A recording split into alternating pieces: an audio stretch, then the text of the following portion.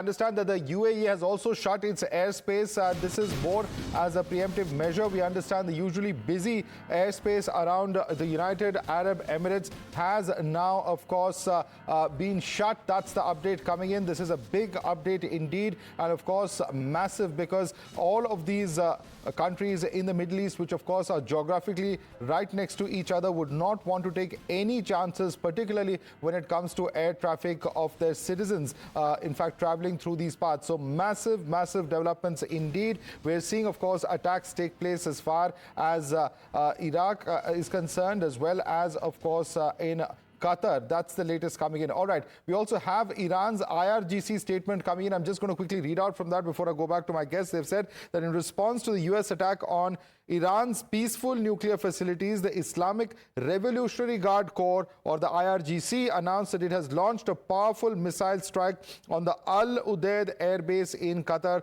America's largest military base in West Asia. This retaliatory attack, conducted under Operation Basharat al-Fath, was approved by Iran's Supreme National Council and led by the Khatam al-Anbiya Central Command. The era of hit and run is over. Any repeat attacks will accelerate the collapse of US presence in West Asia. And the statement has also ended with a warning saying that future attacks could lead to the downfall of both US military infrastructure in the region and the Zionist regime. So, Mark Burns, this is very significant, because now Iran has made it very clear that if there are further attacks on it, it will target the US's military bases in different parts of West Asia. This could potentially escalate further from here. So, my counterpart who was speaking about how America is the aggressor, again, she's failing to communicate the terrorist activities of Iran-backed Houthis, terrorist attack activities of Iranian-backed Hezbollah, terrorist attack of Iranian-backed Hamas.